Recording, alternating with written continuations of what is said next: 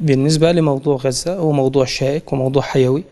ولعل طوفان الأقصى عمل على تغيير خريطة الشرق الأوسط، بل جعل إسرائيل في حالة محرجة، حيث عمل على ضرب إسرائيل في 3 استراتيجيات كانت تبني إسرائيل نفسها على هذه الأمور. وهي أول استراتيجية تم ضربها بشدة من قبل طوفان الأقصى هي أولا ضرب نظرية الردع، ثانيا ضرب نظرية الأمن، ضرب العملية الاستخباراتية والتكنولوجية الإسرائيلية، حيث كانت إسرائيل تتمدد بشكل متسع في المنطقة، وكانت لديها عنجهية كبيرة جدا لدى منطقة الشرق الأوسط، بل تم تصريح شرق أوسطي جديد قبل طوفان الأقصى في قمة ال20 على لسان الرئيس الأمريكي جو بايدن، وأيضا برعاية الإمارات والمملكة العربية السعودية، وبزعامة إسرائيل عن طريق قناة بن غوريون واتصالها من أوروبا إلى الإمارات إلى السعودية وقناة بن غوريون ثم إلى أوروبا، مما يعني ضرب المنطقة في مفاصلها وتقسيم مناطق السنة على الخريطة الجغرافية، وأهم ضرب هذه المناطق دولة محورية كمصر. فأتى طوفان الأقصى فضرب مشاريع كثيرة وأظهر عنجهية التحالف الصهيوني أمريكي تجاه المنطقة، وأن لديهم أطماع جيوستراتيجية وجيوسياسية تجاه المنطقة. ظلت المعركة أكثر من عام وما يزيد عن عام، ولكن كانت قوة حماس على الأرض هي الحاسمة، حيث هناك مبدأ مهم في العلاقات الدولية بأن القوة هي من تخلق الحق وتحميه. فعناصر حماس وأنفاق حماس غيرت تكتيك المعركة تماما، وأيضا لدى حماس سلاح أقوى من الأنفاق هو حاضنة أهل غزة، ولولا هذه الحاضنة الشعبية التي تمتلكها حماس في قطاع غزة لانهارت المقاومة أمام تحالف صهيو أمريكي بارجات أمريكية في البحر المتوسط وتكنيك عالي من في المنطقة من سلاح التحالف الصهيو أمريكي، حتى قنابل المعقدة تم تزويد الكيان الصهيوني من قبل الإدارة الأمريكية والدعم المالي واللوجستي حتى بدعم القيادات وغيرها. ولكن إلى أين صارت المعركة؟ صارت إلى أن إسرائيل وأمريكا لم تفرض سيطرتها على القطاع، ولم تعمل على إنهاء حماس من قطاع غزة، ولم تحكم غزة. وكانت هذه الأمور هي الأهداف الرئيسية لنتنياهو وحزبه اليمين المتشدد. ولكن عندما ننظر إلى الخريطة نجد أن طوفان الأقصى لم يؤثر فقط على قطاع غزة، إنما أثر في محيطه الاستراتيجي، حيث عمل على تحييد قوى كبيرة جدا في المنطقة وكانت تلعب دور أساسي، مثل الكيان الإيراني أو المشروع المد الإيراني وأذرعه مثل حزب الله والحشد الشعبي ويليها بشار الأسد. فلولا طوفان الأقصى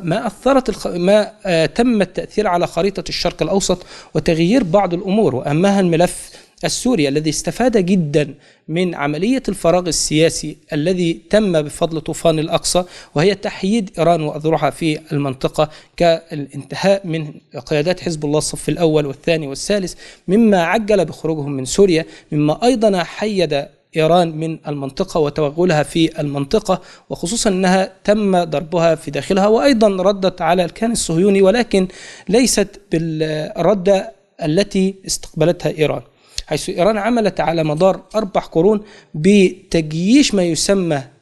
سياستها الخارجية وتثبيتها من خلال أذرع مهمة مثل الحوثيين في اليمن،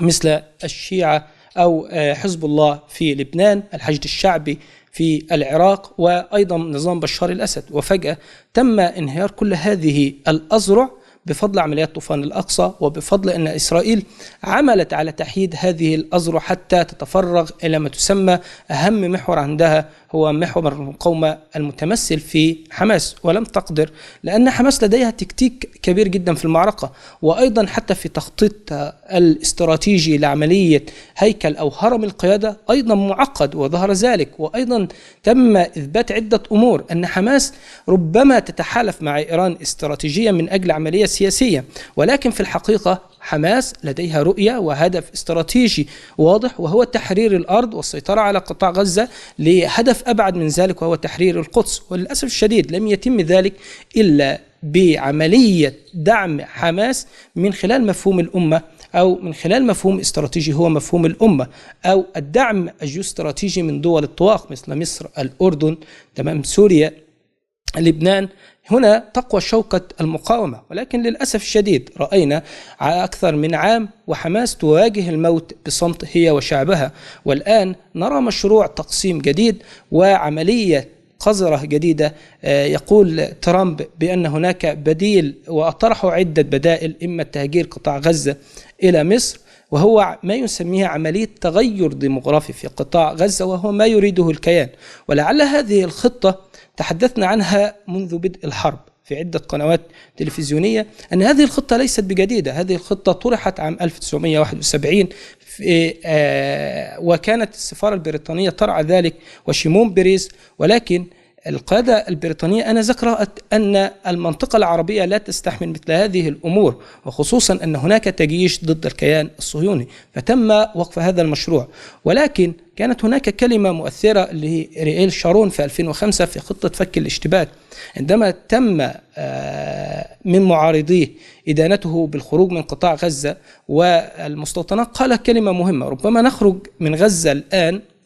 من أجل صيد سمين، وأظن أن هذا الصيد السمين هي سيناء وتغيير منطقة الشرق الأوسط والسيطرة على مناطق مهمة جدا زي دمشق ولبنان وغيرها، وتكون بديل لإيران في المنطقة والزعامة، وذلك بعد انهيار عدة دول محورية مثل مصر والعراق وسوريا. والآن ما يسمى هناك دول جديدة في المنطقة ليست لديها الخبرة الكبيرة مثل هذه الدول الحضرية أو التي لديها البنية الحضرية مثل سوريا أو العراق أو مصر. الآن البديل الإمارات والسعودية، هل يمتلكان الخبرة التي تمتلكها مصر أو التي كان يمتلكها النظام العراقي أو النظام السوري مع ملفات دولية شائكة؟ أظن لا. وهذا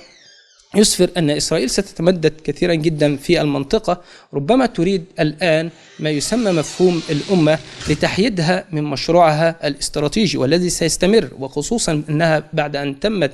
بدعم ترامب بأكثر من 250 مليون دولار في انتخاباته الأخيرة. ونرى الآن شعبوية ترامب وعنجهيته، ربما يعمل على عملية زرع الخوف في مجتمعنا العربي والإسلامي عن طريق مشاريع نسميها تصاريح ميكروفونية، ولكن لديها الأثر، إما أثر يكون سلبي على قطاع غزة حقيقي، وخصوصا أن هناك بعض الأسماء المطروحة لإدارة القطاع زي مثل محمد دحلان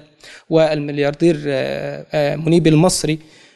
أيضا أسماء مطروحة من الإدارة الأمريكية. أو هناك سيناريو آخر هو عملية تدعيم شكل الاستبداد في العالم العربي، وخصوصا أن بعد غزة وحصارها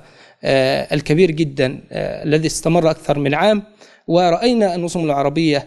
فيها خذلان كبير، ورأينا أن الشعوب ربما يكون هناك لديها بركان كبير ستتحرك، ولكن ربما الإدارة الأمريكية تعمل الآن بطرح مشاريع نسميها مشاريع وهمية أو ميكروفونية بإنهاء قضية غزة أو إنهاء قضية فلسطين، ويخرج بعض الزعماء العرب في ثوب الزعامة وغيرها لتجميل صورتهم وعملية تجسيد الاستبداد مرة أخرى بصورة زعامة جديدة برعاية أمريكية، حيث أن هؤلاء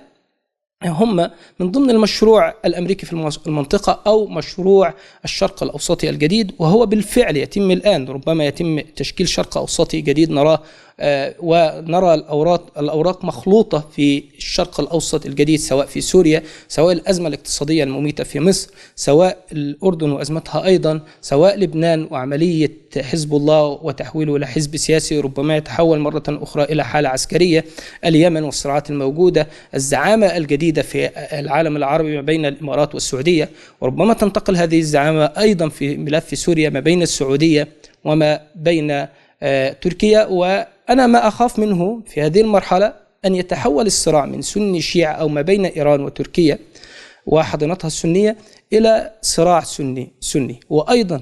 تكديس ما يسمى الاستبداد في عالمنا العربي عن طريق خروج مشاريع وتصريحات ميكروفونية من ترامب، فيقابلها ردة فعل من بعض الزعماء الذين تركوا غزة لوحدها أكثر من عام تواجه الموت بصمت لوحدها. الآن خرج الصوت برفض مشروع تقسيم فلسطين أو إنهاء القضية الفلسطينية. جميل هذا الرد وهذا الطرح، ولكن على أرض الواقع هل ستحقق؟ ربما نرى ذلك في الأيام القادمة، وتوقف ذلك أيضا على قوة المقاومة وثباتها في غزة، ويتوقف أيضا على الحاضنة الشعبية، ويتوقف أيضا على إدراك الشعوب العربية وليس الحكام، لأن قوة منطقة الشرق الأوسط تتمثل في قوة شعوبها وليست قوة حكامها. ربما خرج الاحتلال الأجنبي وظل الاحتلال المحلي، وهذا ما نراه في عملية الاقتصاديات في عالم الشرق الأوسط وقضايا العالم العربي والإسلامي التي فيها خذلان كبير جدا من السلطات الحاكمة، وأيضا من بعض الشعوب التي يمارس عليها عملية الاستبداد من قبل احتلال محلي حقيقي. ربما في الأيام القادمة لدي وجهة نظر أخرى، أن هناك يمارس فكرة شرق أوسطي جديد، ولكن في ذات الوقت يتم فرض مشروع الأمة فرضا على الجميع سواء على الشعوب أو الحكام، لأننا أمام موجة سايكلز بيكو جديدة أو أكثر من سايكلز بيكو جديدة، وهو شرق أوسطي جديد فقط حتى حدود الدم الذي رسمها برنالد لويس. ولعل طوفان الأقصى له فضل كبير على إبراز مثل هذه المشاريع القذرة من الإمبريالية الغربية.